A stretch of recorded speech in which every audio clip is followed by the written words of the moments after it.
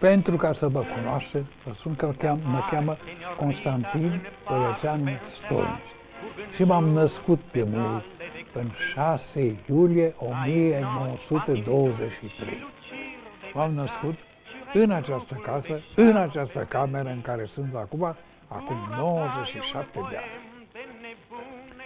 Și mi-am dus existența cea mai mare parte din timp în această casă și în locuința pe care familia mea o avea la Stolnici, în sudul județului Argeș, unde aveam noi o moșie tradițională.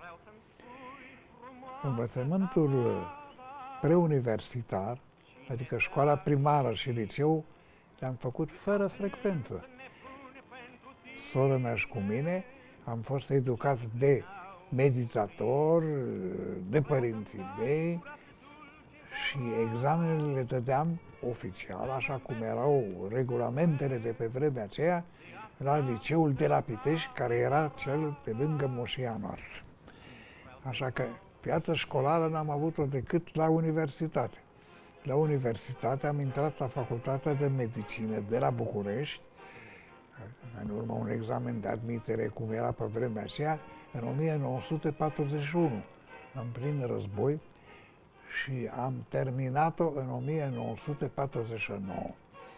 Dar trebuie să vă mărturisesc că majoritatea problemelor pe care le-am învățat, nu le-am învățat în cadrul studiilor universitare, ci grație unei instituții care, din păcate, a dispărut, a externatului și internatului, pe care o instituise Napoleon I în Franța încă de mult și care era extraordinară. A fost o școală de formare de elite pe care comuniștii au suprimat-o și la care, într-adevăr, am învățat meseria aceasta. Am început prin a face medicina cu gândul să devin chirurg.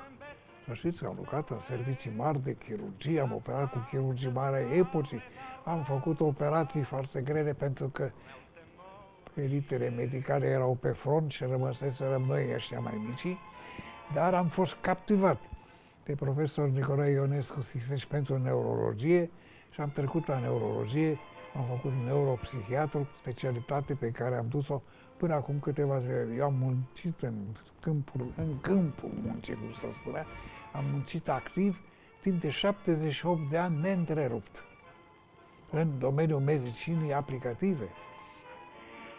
Am practicat neurologia în marele spitale ale Bucureștiului și am avut succese clinice, medicale foarte mari. Dar, cum era tradiția pe vremea aceea, mai ales la neurologie, cei care lucrau la patul bolnavului făceau și cercetare științifică. Așa că, paralel cu activitatea de clinică, de îngrijire de bolnavi, am avut și, condus de maestrii mei, o intensă activitate de cercetare științifică, de neurologie clinică, neuroanatomie și așa mai departe. Până când, datorită originii mele sociale, aparținând unei familii aristocratice, am fost eliminat din cercetare și din clinicile universitare și trimis la spitale de rangul 2. Însă, întâmplarea care mi-a fost de mare ajutor a făcut ca în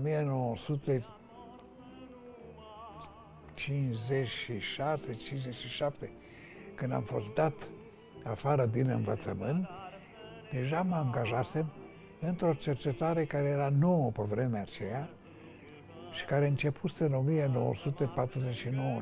1949-50, cibernetica aplicată sistemului nervos. Cu colaboratorul al meu am lucrat în acest domeniu, am fost între pionerii europeni ai acestei noi orientări, am luat parte la congresele Basel, Londra, Paris, Italia, Viena, etc.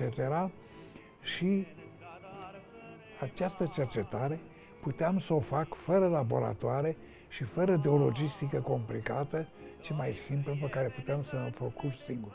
Așa că, paralel cu activitatea medicală, am avut în continuu o activitate științifică de foarte bună calitate, ca dovadă că, datorită ei, am intrat în Academia Oamenilor de Știință, în Academia Științelor Medicale și în Marea Academie a României. Deci am avut o dublă activitate medicală și științifică.